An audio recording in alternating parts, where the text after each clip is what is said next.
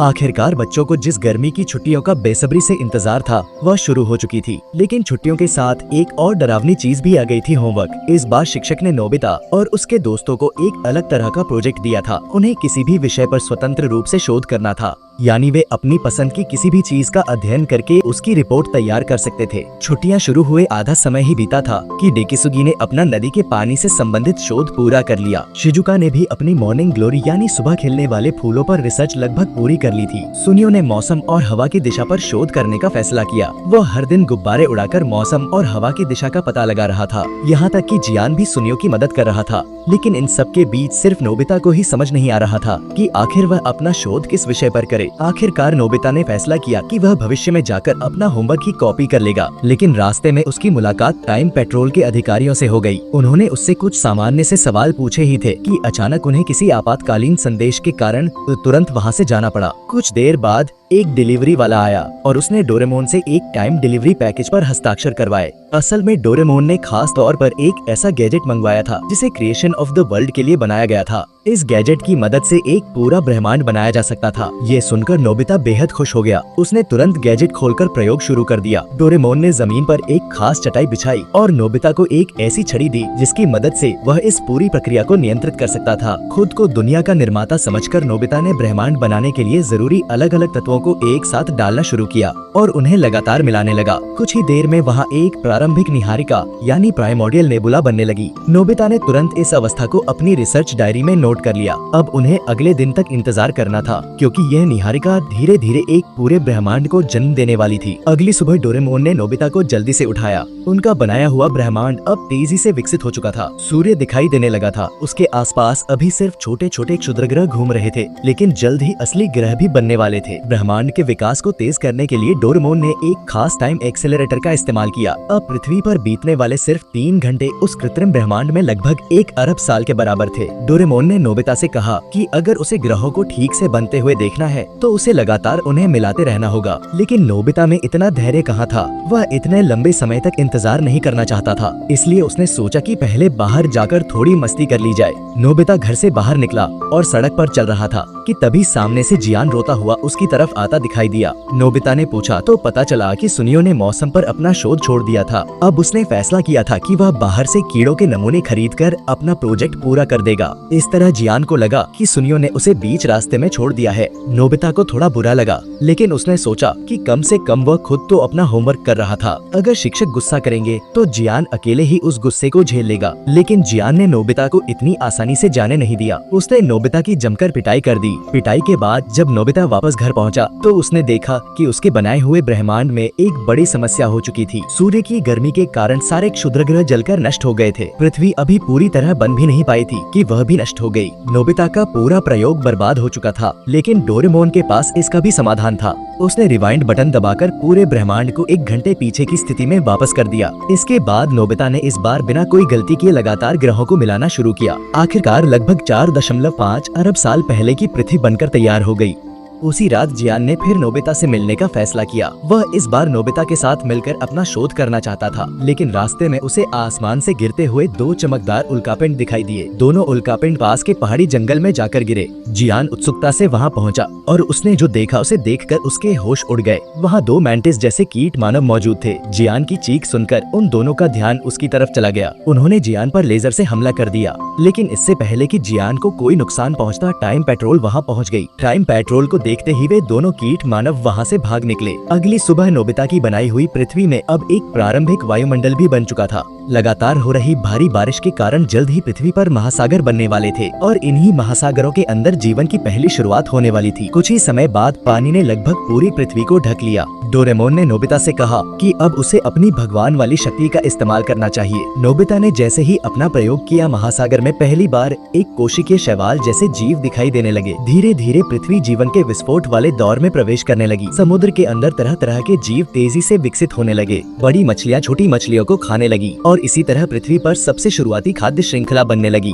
यही प्रकृति का नियम था, योग्यतम की उत्तरजीविता। समय के साथ जीवों का विकास होता गया और विकासवाद की प्रक्रिया आगे बढ़ती रही। स्क्रीन पर यह सब देखकर नोबिता के अंदर उत्सुकता और बढ़ गई। वह खुद उस प्राचीन पृथ्वी में जाकर देखना चाहता था कि उस समय की दुनिया कैसी थी। नोबिता की इच्छा देखकर डोरेमोन ने एक खास भगवान के बादल जैसा गैजेट निकाला। उसकी मदद से दोनों उस कृत्रिम पृथ्वी पर पहुंच गए। अब पृथ्वी पर आदिम भूमि जंगल और नदियां बन चुकी थी। जंगलों में कई ऐसे आदिम जीव भी मौजूद थे जो आगे चलकर आधुनिक जानवरों के पूर्वज बनने वाले थे। लेकिन नोबिता अभी भी संतुष्ट नहीं था। उसे जीवों का विकास बहुत धीमा लग रहा था। इसलिए डोरेमोन ने समुद्र से कुछ उपयुक्त मछलियां निकाली और उन पर इवोल्यूशन लाइट का इस्तेमाल किया। इस रोशनी की मदद से मछलियों का विकास जबरदस्ती तेज किया जाने लगा। लेकिन डोरेमोन को ध्यान नहीं रहा कि इवोल्यूशन लाइट की किरणें पास उड़ रहे एक छोटे से कीड़े पर भी पड़ गई थीं। डोरेमोन के प्रयोग के बाद जल्द ही पहली मछली विकसित होकर एक उभयचर जीव में बदल गई। वह समुद्र से निकलकर जमीन पर आ गई। इसके बाद विकास की प्रक्रिया और तेज होती गई। कुछ समय बाद पृथ्वी पर डायनासोर भी दिखाई देने लगे। नोबिता अपनी बनाई हुई डायनासोर की दुनिया देखकर बेहद उत्साहित हो गया। वह अपने बनाए हुए डायनासोर को छूकर गर्व महसूस करने लगा। डोरेमोन ने तो नोबिता को एक असली टी रेक्स से पीछा करवाकर यह भी अनुभव करा दिया कि डायनासोर के समय में उसके पीछे दौड़ाए जाने पर कैसा महसूस होता होगा। नोबिता के लिए यह अनुभव बेहद रोमांचक था। लेकिन डायनासोरों का पृथ्वी पर राज हमेशा के लिए नहीं रहने वाला था। एक भटका हुआ क्षुद्र ग्रह पृथ्वी की ओर आ रहा था। आखिरकार वह क्षुद्र ग्रह पृथ्वी से जा टकराया। धरती हिल उठी, आसमान में धूल और धुआं छा गया। पूरी पृथ्वी पर भयानक तबाही मच गई। इस महाविनाश के साथ डायनासोर हमेशा के लिए पृथ्वी के इतिहास से गायब हो गए। इसी समय जियान वहां पहुंच गया। डोरेमोन जियान को वहां से वापस भेजना चाहता था, लेकिन अचानक उसके हाथ से एक कॉमिक बुक फिसलकर एक गुजरते हुए ट्रक पर जा गिरी। अब डोरेमोन के पास जियान को भी इस क्रिएशन गेम में शामिल करने के अलावा कोई रास्ता नहीं था। लेकिन नोबिता इसके लिए तैयार नहीं था। तभी नोबिता ने शिजुका को भी बुला लिया। अब सभी बच्चे मिलकर उस कृत्रिम पृथ्वी की यात्रा पर निकल पड़े। इस समय तक पृथ्वी पर आदिम मनुष्य भी पैदा हो चुके थे। जंगल में घूमते हुए नोबिता और उसके दोस्तों को 3 ऐसे आदिम इंसान दिखाई दिए जो बिल्कुल नोबिता, जियान और सुनियो जैसे दिख रहे थे, मानो वे उन्हीं के पूर्वज हों। मुलाकात हो गई थी तो नोबिता उन्हें जंगल में जंगली जानवरों के हाथों मरते हुए कैसे देख सकता था। इसलिए उसने सचमुच भगवान की तरह डोरेमोन के अलग अलग गैजेट्स का इस्तेमाल करके उन आदिम इंसानों को जंगल से सुरक्षित बाहर निकालने में मदद की। लेकिन जियान और सुनियो के जैसे दिखने वाले वे दोनों आदिम इंसान भी कम नहीं थे। उन्होंने एक बच्चे मेमथ को पकड़ने की कोशिश की, लेकिन ऐसा करते ही उसकी माँ वहाँ पहुँच गई। अब अगर डोरेमोन ने एक लालच देने वाले रोबोट की मदद से उस विशाल मेमथ को दूसरी तरफ आकर्षित नहीं किया होता, तो शायद आज उन दोनों की हालत 3 टुकड़ों में बंटी हुई मीट पैटी जैसी हो जाती। उस दिन के रोमांच के बाद बच्चे खुशी खुशी घर वापस लौट आए। सभी ने मिलकर अपनी ऑब्जर्वेशन डायरी लिखी और अगले दिन फिर पृथ्वी के विकास को देखने का वादा किया। उन्होंने तय किया था कि फिलहाल वे इस पूरी दुनिया को बनाने की बात किसी और को नहीं बताएंगे। लेकिन जियान से कोई राज ज्यादा देर तक छिपा नहीं रहता। उसने तुरंत किसी और को यह बात बता दी कि उन्होंने अपनी खुद की पृथ्वी बनाई है। जियान की यह बात उन 2 कीट मानवों के कानों तक भी पहुंच गई। अब वे दोनों जियान का पीछा करके यह पता लगाने वाले थे कि आखिर वह किस रहस्यमय जगह पर जा रहा है। अगली सुबह शिजुका सबसे पहले नोबिता के घर पहुंची। तीनों एक बार फिर अपनी बनाई हुई कृत्रिम पृथ्वी पर जाने के लिए तैयार हो गए। इस समय तक पृथ्वी का विकास काफी आगे बढ़ चुका था। इंसान अब पाषाण युग से निकलकर कृषि युग में प्रवेश कर चुके थे। नोबिता और उसके दोस्त घूमते घूमते एक गांव के बाहर पहुंचे। उन्होंने देखा कि गांव की फसलें ठीक से नहीं उग रही थी। गांव का मुखिया इस समस्या को लेकर काफी परेशान था। आखिरकार उसने एक तांत्रिक महिला को बुलाया। उस महिला ने धार्मिक अनुष्ठान करके देवताओं से संदेश प्राप्त करने का दावा किया। इसके बाद एक तीर पहाड़ की तरफ से गांव की ओर चलाया जाना था। मान्यता यह थी कि तीर जिस घर के सामने जाकर गिरेगा, उस घर की लड़की को सफेद देवता के नाम पर बलि के रूप में चढ़ाना होगा। अगर सफेद देवता खुश हो गया तो वह गांव की फसलों को अच्छी तरह उगने का आशीर्वाद देगा।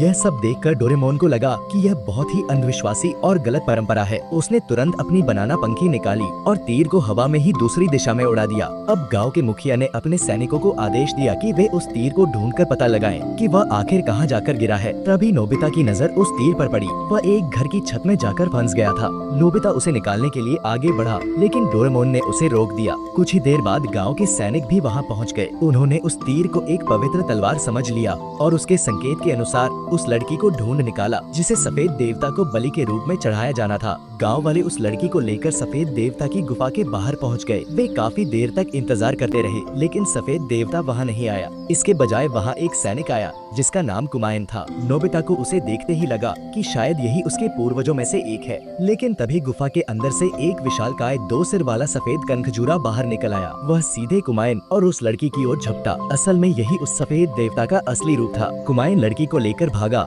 और पास की चट्टानों के बीच एक संकरी जगह में जाकर छिप गया। नोबिता और डोरेमोन ने मिलकर उस विशाल जीव का सामना करने का फैसला किया। आखिरकार दोनों ने उसके दोनों सिरों को आपस में बांध दिया। विशाल कनखजूरा हार गया और लड़की भी बच गई। लड़की बेहद खुश थी। इसके बाद सभी लोग वापस अपनी दुनिया में लौट आए, लेकिन नोबिता को एक अजीब बात महसूस हुई। जब वह सफेद देवता से लड़ रहा था तब ऐसा लगा था जैसे किसी चीज ने उसके पीछे चुभन पैदा की हो। अब भी उसके शरीर के उस हिस्से में दर्द हो रहा था। डोरेमोन ने उसकी जांच की तो वह भी हैरान रह गया। नोबिता के शरीर में 2 बेहद छोटे तीर फंसे हुए थे और सबसे बड़ी बात यह थी कि ये तीर इंसानों द्वारा इस्तेमाल किए जाने वाले तीर नहीं थे। तो आखिर ये तीर किसने चलाए थे? इसी बीच नोबिता को फोन आया। पता चला कि जियान और सुनियो अपने शोध को जारी रखने के बजाय सुनियो के समुद्र किनारे वाले घर में छुट्टियां मनाने चले गए हैं। उनकी ऑब्जर्वेशन डायरी का काम लगभग वहीं खत्म हो गया, लेकिन उन्हें यह पता नहीं था 2 रहस्यमय कीट मानव अब भी उनके पीछे लगे हुए थे। अगली सुबह शिजुका फिर नोबिता के घर पहुंची। दोनों ने दोबारा कृत्रिम पृथ्वी पर जाने का फैसला किया। अब तक पृथ्वी की सभ्यता कृषि युग के अंतिम चरण में पहुंच चुकी थी। धीरे धीरे बड़े बड़े शहर बनने लगे थे।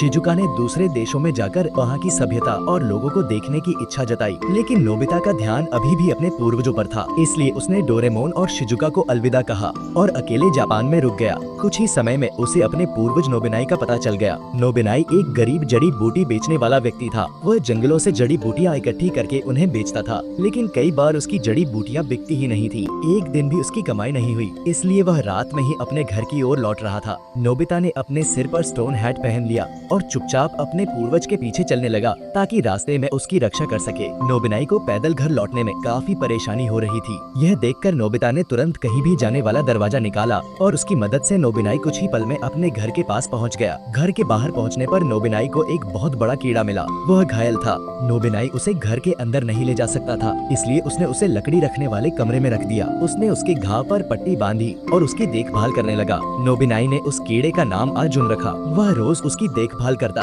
और उसे ठीक करने की कोशिश करता। नोबिनाई के वहाँ से जाने के बाद नोबिता भी अर्जुन के पास पहुंचा। उसने उसके घाव की जांच की और उसे दवा भी दी। दूसरी तरफ नोबिनाई अपने परिवार के लिए कुछ अनाज उधार लेने के लिए जमींदार के पास गया, लेकिन जमींदार ने उसकी मदद करने से साफ इनकार कर दिया और उसे वहाँ से भगा दिया। अब नोबिनाई का परिवार भूख से मरने की कगार पर पहुँच गया था। यह देखकर नोबिता ने अपने गैजेट का इस्तेमाल किया। उसने पेड़ों को इस तरह बदल दिया कि उन पर ढेर सारे फल उगाए। अब इतने फल मौजूद थे कि नोबिनाई का पूरा परिवार और अर्जुन भी पेट भरकर खाना खा सकते थे। पेट भरने के बाद अर्जुन धीरे धीरे पूरी तरह स्वस्थ और ताकतवर होने लगा। लेकिन एक दिन जब नोबिनाई घर पर नहीं था, अर्जुन अचानक बिना कुछ बताए वहाँ से चला गया। नोबिनाई को उससे बहुत लगाव हो चुका था, इसलिए वह अर्जुन के चले जाने से बेहद दुखी हुआ। वह रोज पहाड़ों पर जाकर उसके पैरों के निशान और उसकी मौजूदगी के कोई संकेत खोजता रहा, लेकिन अर्जुन कहीं नहीं मिला। लगातार खोजते खोजते एक दिन नोबिनाई रास्ते में ही थककर गिर पड़ा। तभी अचानक एक युवक और एक युवती वहाँ दिखाई दिए। उन्होंने नोबिनाई को उठाया और अपनी पीठ पर लादकर एक रहस्यमय गुफा की ओर ले गए। यह गुफा एक ऐसी जगह की ओर जाती थी जहाँ से वापस लौटना आसान नहीं था, लेकिन गुफा के दूसरी तरफ पहुँचते ही नोबिनाई ने जो दृश्य देखा वह किसी दूसरी दुनिया से कम नहीं था। और तभी नोबिनाई की नजर अर्जुन पर पड़ी। अर्जुन ने अपने पुराने दोस्त को देखते ही उसका गर्मजोशी से स्वागत किया। उसने नोबिनाई को स्वादिष्ट खाना खिलाया। उसे तरह तरह के नाच और गाने दिखाए गए। इसके बाद वहाँ के लोगों ने नोबिनाई को कई कीमती उपहार भी दिए। नोबिनाई बेहद खुश हुआ। आखिरकार उसने हाथ हिलाकर उन सभी से विदा ली और वापस अपनी दुनिया की ओर चल पड़ा। लेकिन जैसे ही नोबिनाई वहाँ से चला गया, उस युवक और युवती का असली रूप सामने आया। वे दोनों इंसान नहीं थे, वे असल में कीटों के राक्षसी रूप थे। जब उन्होंने अपना असली रूप इंसानों के सामने दिखाया तो वहाँ मौजूद लोग डरकर अपनी जान बचाने के लिए भागने लगे। उस घटना के बाद इंसानों ने उस पहाड़ के पास जाना ही छोड़ दिया। इसी बीच गांव के मंत्री की बेटी भी आखिरकार मिल गई। वह सिर्फ खेलते खेलते रास्ता भटक गई थी। दूसरी तरफ समुद्र किनारे छुट्टियां मना रहे जियान और सुनियो गहरी नींद में सो रहे थे। जब दोनों की आंख खुली तो उन्होंने खुद को एक अजीब जगह में कैद पाया। उनके चारों ओर की हर चीज अनजान थी। दोनों ने किसी तरह उस कैद से खुद को बाहर निकाला और एक दरवाजे तक पहुँचे। वे जोर जोर से दरवाजा पीटने लगे। तभी उनके सामने एक ऐसा लड़का आया जिसका चेहरा जियान जैसा दिखाई दे रहा था। उस लड़के ने कहा कि वह चाहता है कि जियान और सुनियो उसकी मदद करें, लेकिन उसकी बात पूरी भी नहीं हुई थी कि अचानक एक आपातकालीन अलार्म बज उठा। टाइम पेट्रोल फिर वहाँ पहुँच गई थी। तभी वह रहस्यमय लड़का अचानक एक विशाल कीड़े में बदल गया और उड़कर वहाँ से भाग गया। जियान और सुनियो ये देखकर डर के मारे लगभग बेहोश हो गए।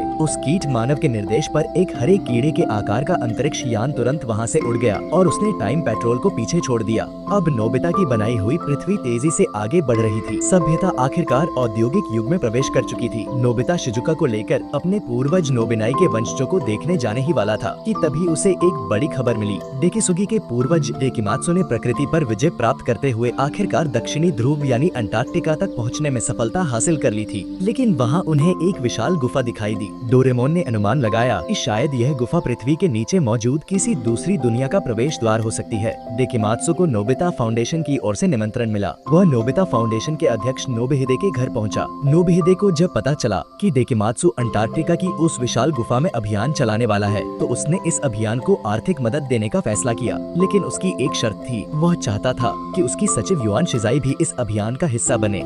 युआन शिजाई को देखते ही साफ पता चलता था कि वह शिजुका की पूर्वज थी। वह एक बेहद कुशल महिला पर्वतारोही थी। डेकिमात्सु के लिए इससे बेहतर बात और क्या हो सकती थी। नोबिता फाउंडेशन की मदद मिलने के बाद अभियान की तैयारियां तेजी से पूरी होने लगी। आखिरकार खोजी दल दक्षिणी ध्रुव की ओर रवाना हो गया। उनका एयरशिप धीरे धीरे आगे बढ़ रहा था और नोबिता, डोरेमोन तथा शिजुका उसके पीछे उड़ रहे थे। डोरेमोन को लगा कि एयरशिप बहुत धीमी है, इसलिए उसने उसमें कुछ अतिरिक्त उपकरण लगा दिए। अचानक एयरशिप की रफ्तार कई गुना बढ़ गई और वह देखते ही देखते दक्षिणी ध्रुव पहुंच गया। लेकिन जैसे ही वे वहां पहुंचे, अचानक एक भयानक बर्फीला तूफान शुरू हो गया। इतना शक्तिशाली तूफान था कि अनुभवी डेकिमात्सु ने भी अपनी जिंदगी में ऐसा तूफान पहले कभी नहीं देखा था। और तभी बर्फीले तूफान के बीच एक विशाल देवता जैसी मूर्ति दिखाई दी। नोबिता यह देखकर नाराज हो गया। उसने सोचा, मैं इस दुनिया का भगवान हूँ, फिर यहाँ दूसरा भगवान कहाँ से आ गया। डोरेमोन ने तुरंत अपने विशेष गैजेट से उस कथित भगवान की असली पहचान जांची और जब सच्चाई सामने आई तो सब हैरान रह गए। वह कोई भगवान नहीं था,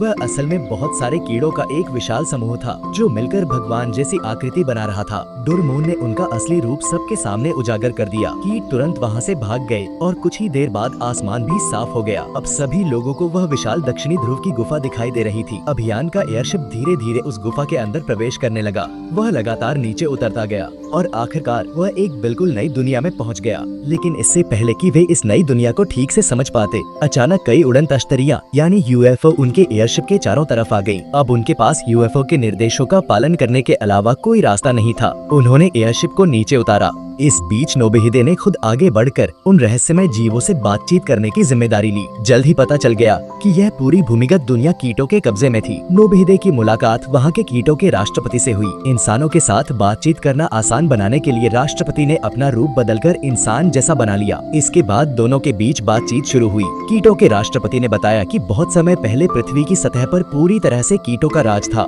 उस समय जमीन पर कीट ही सबसे प्रभावशाली जीव थे, लेकिन फिर कुछ ऐसा हुआ जिसे वे भगवान का मजाक मानते थे। समुद्र में रहने वाली कुछ मछलियाँ और उभयचर जीव धीरे धीरे जमीन पर आने लगे। इसके बाद उभयचर जीवों से लेकर डायनासोर और फिर स्तनधारी जीवों तक एक के बाद एक नई प्रजातियां विकसित होती गईं। धीरे धीरे जमीन पर कीटों के लिए जगह कम होती चली गई। आखिरकार उन्हें पृथ्वी की सतह छोड़कर जमीन के नीचे मौजूद इस दुनिया में आकर रहना पड़ा। उन्होंने यहाँ अपनी अलग सभ्यता विकसित की, लेकिन समस्या अभी खत्म नहीं हुई थी। मनुष्यों ने पृथ्वी की सतह के प्राकृतिक वातावरण को लगातार नष्ट करना शुरू कर दिया। इसका असर भूमिगत दुनिया में रहने वाले कीटों पर भी पड़ने लगा। अब उन्हें लगने लगा था कि अगर इंसानों को नहीं रोका गया तो एक दिन उनकी दुनिया भी नष्ट हो जाएगी। इसलिए कीटों ने फैसला किया कि वे फिर से पृथ्वी की सतह पर लौटेंगे और उस जमीन को वापस हासिल करेंगे जो कभी उनकी हुआ करती थी। दूसरी तरफ नोबिता, डोरेमोन और शिजुका भी इस भूमिगत दुनिया की सैर कर रहे थे। उन्होंने पाया कि हालांकि ये दुनिया कीटों की थी, लेकिन उनकी तकनीक इंसानों की सभ्यता से कहीं ज्यादा विकसित थी। उनकी वैज्ञानिक और तकनीकी प्रगति पृथ्वी की सतह पर रहने वाले इंसानों से बहुत आगे थी। लेकिन तभी नोबिता और शिजुका की नजर एक बेहद परिचित चेहरे पर पड़ी। वहाँ उन्हें सुनियो और जियान दिखाई दिए। दोनों आखिरकार इस भूमिगत दुनिया में कैसे पहुँचे। अपने दोस्तों को देखकर जियान और सुनियो भी बेहद खुश हो गए। उन्होंने बताया कि एक कीट मानव ने उनसे कहा था कि वह उन्हें उनके होमवर्क में मदद करेगा और इसी बहाने वह दोनों को इस भूमिगत दुनिया में ले आया था। उस कीट मानव का रिसर्च टॉपिक था भगवान का मजाक। इसी दौरान वह कीट मानव भी वहाँ आ गया। उसका नाम था बिटेरो। बिटेरो ने बताया कि वह एक विशेष विमान में बैठकर लगभग 5 अरब साल पहले के समय में गया था। वहाँ जाकर उसने यह पता लगाने की कोशिश की कि क्या किसी ने वास्तव में मछलियों के विकास में हस्तक्षेप किया था, और उसे इस बात के सबूत मिल गए थे। बिटेरो ने यह भी बताया कि उसने पृथ्वी की सतह पर एक इंसान का बाल पाया था। उस बाल के डीएनए की जांच करने के बाद उसने उस व्यक्ति के समय और स्थान का पता लगाने की कोशिश की। आखिरकार उसे उस समय का पता चल गया जहां नोबिता मौजूद था, लेकिन वह नोबिता को ढूंढ नहीं पाया। उसे सिर्फ नोबिता से जुड़े 2 लोगों के बारे में पता चला, और वे 2 लोग थे, जियान और सुनियो। इसीलिए उसने दोनों को पकड़कर भूमिगत दुनिया में ले आया था। तभी एक छोटा सा हरा कीड़ा उड़ता हुआ वहाँ आया। उसने बिटेरो से कहा कि उसे जल्दी से अपना होमवर्क पूरा करना चाहिए। वो बिटेरो का साथी था और उसका नाम मोंडोरा था। उधर नोबिहिदे की कीटों के राष्ट्रपति के साथ बातचीत पूरी तरह असफल हो चुकी थी। उसे वापस एयरशिप में भेज दिया गया। कीटों ने उनके साथ बुरा व्यवहार नहीं किया। वे उन्हें खाना पीना और बाकी जरूरी चीजें भी दे रहे थे, लेकिन एक बात साफ थी, वे इंसानों को वहाँ से जाने नहीं देंगे। वे नहीं चाहते थे कि इंसान वापस ऊपर की दुनिया में जाकर इस भूमिगत दुनिया की जानकारी किसी और को दे। लेकिन नोबिहिदे हार मानने वाला नहीं था। उसने खुद एयरशिप उड़ाकर वहाँ से निकलने का फैसला किया, लेकिन जैसे ही एयरशिप ने उड़ान भरी, कीटों ने उस पर हमला कर दिया। कीटों के टैंकों ने एयरशिप पर हमला किया और उसे मार गिराया। एयरशिप में आग लग गई, हर तरफ धुआं और आग फैल गई। उस समय युआन शिजाई के पास खुद को बचाने का मौका था, लेकिन उसने अपनी जान की परवाह किए बिना नोबिहिदे को बचाने के लिए वापस जाना चुना। इसी समय पृथ्वी की सतह पर भी युद्ध शुरू हो गया। ज्वालामुखी फटने लगे, विशाल युद्ध मशीनें चारों तरफ तबाही मचाने लगी। तोपों से लगातार गोलियां चल रही थी, आसमान से बम गिराए जा रहे थे। मानव सभ्यता देखते ही देखते बर्बादी में बदलने लगी। हर तरफ चीख पुकार मच गई, शहर तबाह हो गए।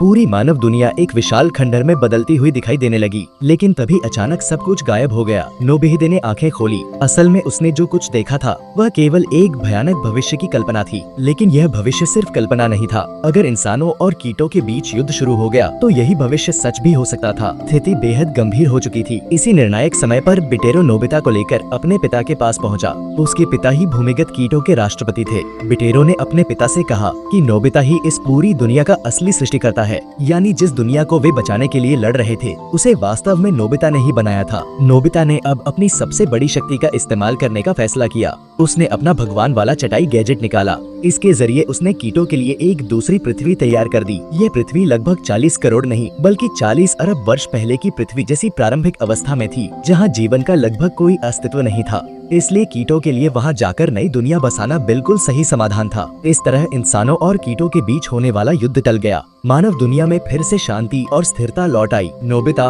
और उसके दोस्तों का काम भी लगभग पूरा हो चुका था।